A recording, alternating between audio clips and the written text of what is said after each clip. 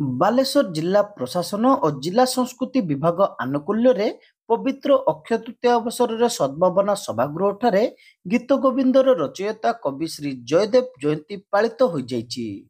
ଏହି ପରିପ୍ରେକ୍ଷୀରେ ଅନୁଷ୍ଠିତ ଜୟନ୍ତୀ ସମାରୋହରେ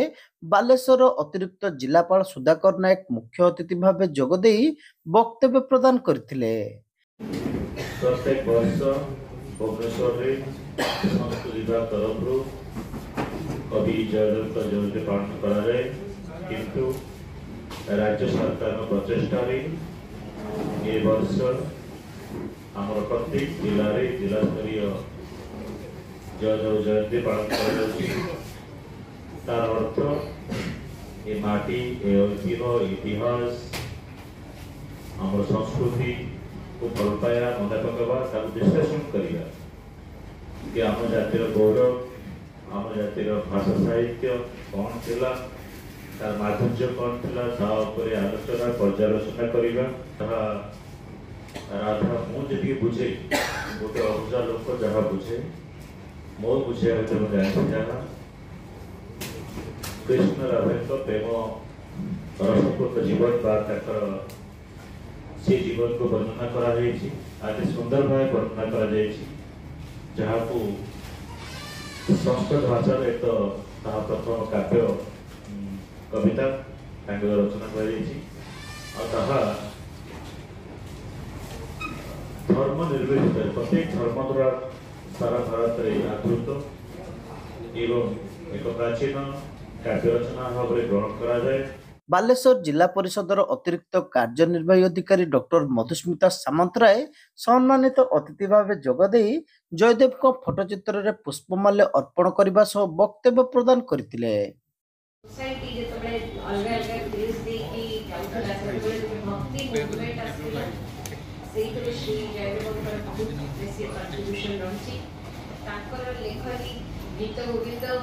खाली जे राधा कृष्ण भितर स्नेह श्रद्धा भल पाइबा से खाली देखाएनि छड़ा लेखनी को जो अष्टपदी थिला से ओडिसी क्लासिकल सॉन्ग प्रथमे जो उपस्थापना करने को प्रथम से बनवा साहय करता छड़ा जिते सब बहुत किसी जो कल्चरल डांस अच्छी ओडिसी कथक यहीपरि जो डांस क्लासिकल डांस फॉर्म्स अच्छी से श्री श्री जयदेव पाखु नहीं चाहते कंट्रीब्यूट कर काव्यशिल्पी सर्वेश्वर दास सम्मानित वक्ता भाव जोगदे जयदेव को जीवनी उपरे आलोकपात करने सह गीत गोविंदर कांत कामनीय पदमय शैली श्रोता और पाठक मान किपरि विभोर कर दिए ताहा उपस्थापना करथिले। जे भक्ति मार्ग रे सब किछि संभव होई पारे किंतु आपण युक्ति तर्क करी गले होय तो भक्ति मार्ग अन्य आड़ चलीज एवं आखि बुझीदे आप विष्णु को दर्शन करेंगे दुर्गा को दर्शन करेंगे किंतु जदि युक्ति माध्यम चेष्टा करेंगे केबे दर्शन पाइबे नहीं। कवि प्रशांत दास मुख्य वक्ता भाव जोगदे जयदेव निजर कृति गीत गोविंद राधाकृष्ण मध्य थिबा अनाबिल अनंत प्रेम और भक्तिर एक अपूर्व समन्वय सृष्टि करी महाप्रभु श्री जगन्नाथ पदारविंद निजक समर्पण कर देइतिले बोली कहबा सहित श्री जयदेव कृति चिरदिन पई अमर होई रहिबो बोली कहितिले। ईश्वर गोटे मनीष को गोटे श्रेष्ठ वर देइचंती मनीष ताको खोजिछि कि नाही निजे भी जाने ईश्वर मनीष को गोटे मन देइचंती से मन रे गोटे दुईटी मंजी देइचंती गोटे विश्वास और गोटे शक्ति जेतेबेले मनीष भितरे आत्मविश्वास सृष्टि होछि सेतेबेले ता भितरे आत्मविश्वास सृष्टि होछि मनीष निज भितर सृष्टि होता आत्मविश्वास और आत्मशक्ति को जितेबाला पार्थिवत्व उपर विनियोग कर प्रयोग कर धनाढ्य सी शिक्षा और ज्ञान उपर विनियोग कर ज्ञानवान ज्ञानमय किंतु जितेबाला से निज उपर विनियोग कर भावमय निज चेतनार उत्तोलन रखी महाभाव अवस्था को से बारंबार अनुभव कर बंधुगण जदि जयदेव को महाभाव अवस्था स्पर्श न कर से गीत गोविंद लेखिपारि तेरे गीत गोविंद भितर कौन महाभाव केमिति जयदेव को स्पर्श कर गोटे साधारण मनीष भितर सांसारिक प्रवृत्ति जहाँ थिबा कथा ताहे थिला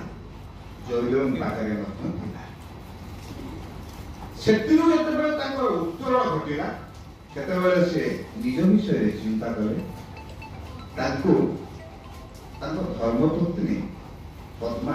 यह कथार सहयोग करे तेरे पद्मा कहीं सहयोग करे जयदेव देखिए बहुत सुंदर थे अनेक रमणी नारी आकर्षण पात्र थे जयदेव पद्मावती को विवाह कला पड़े